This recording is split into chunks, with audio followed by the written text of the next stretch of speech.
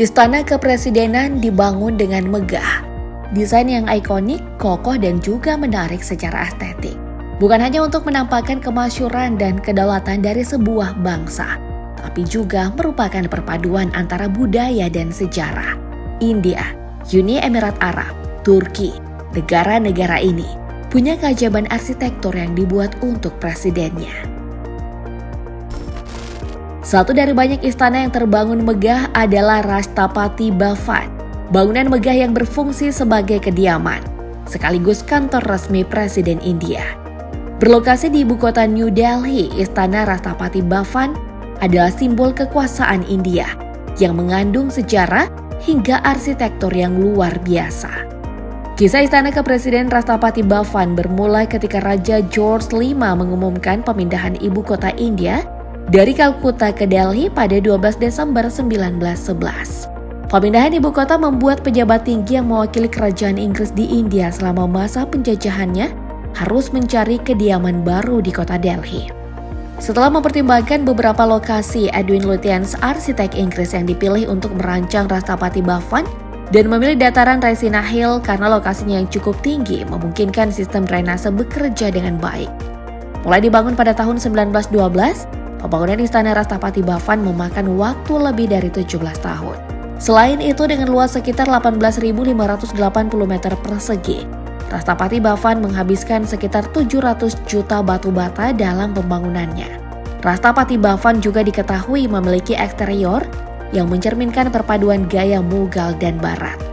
Ketika memasuki istana dan berjalan menuju Durbar Hall, pengunjung harus menaiki 31 anak tangga yang luas, lalu melewati pilar-pilar megah istana sebagai ruangan yang digunakan untuk melantik para pengusaha India. Durbar Hall memiliki pintu raksasa berbahan kayu jati dengan patung Buddha Gautama sebagai pusat visual ruangan. Secara umum, Rashtrapati Bhavan memiliki 340 ruangan yang tersebar di 4 lantai dan terdiri dari ruangan-ruangan yang penting seperti ruang kerja presiden, kamar pribadi, Durbar Hall hingga Asoka Hall. Setiap ruangan di Rashtrapati Bhavan dipenuhi dengan karya seni dan perabotan elegan yang mencerminkan kekayaan budaya India. Diperkirakan biaya pembangunan Rashtrapati Bhavan menelan biaya pembangunan antara 10 sampai 34,5 miliar dolar. Beralih ke istana megah presiden selanjutnya, Qasr Al Watan, Istana Kepresidenan Uni Emirat Arab.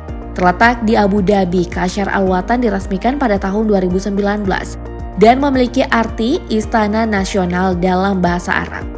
Sebagai sebuah istana, Qasr Al Watan berfungsi sebagai bangunan eksklusif yang dirancang untuk kunjungan kenegaraan dan pertemuan penting dengan para penguasa negara.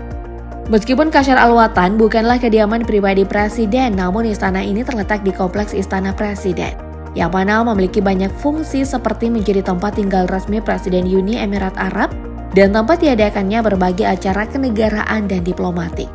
Sebagai istana kepresidenan, Qasr Al Watan memiliki ruang-ruang utama yang meliputi kantor resmi presiden, wakil presiden, dan putra mahkota Abu Dhabi.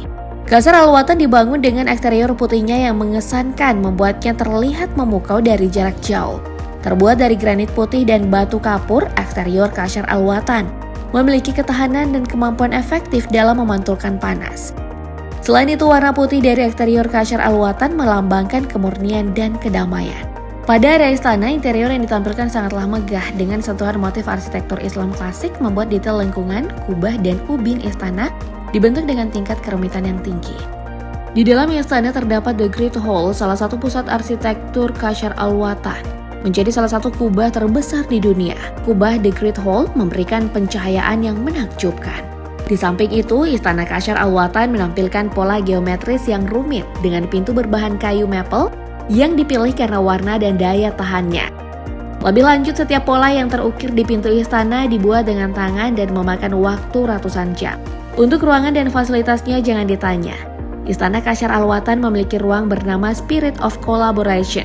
Berfungsi sebagai ruang meeting, fasilitas ini memiliki desain melingkar dengan candeler yang terbuat dari 350.000 kristal, serta dirancang untuk menyerap suara dengan kapasitas sekitar 900 orang.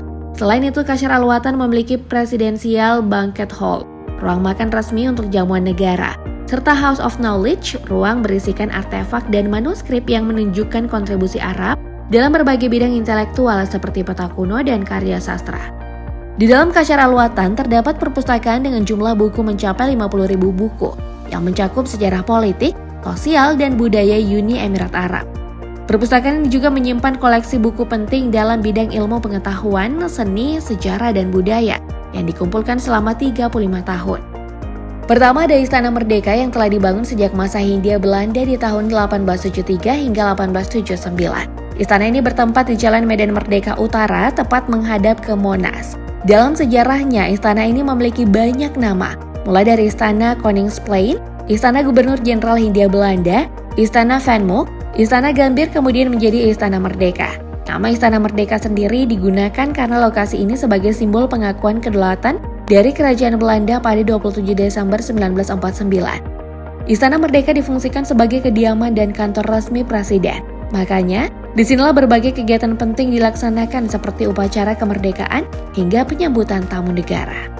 Kedua, ada Istana Negara yang terletak di Jalan Veteran Jakarta. Istana ini sudah dibangun sejak tahun 1796 hingga 1804 dan awalnya merupakan kediaman pengusaha Belanda G.A. van Brandt. Kemudian di tahun 1821, gedung ini menjadi pusat kegiatan pemerintahan Hindia Belanda dan menjadi saksi gagasan kebijakan tanam paksa yang merugikan banyak petani.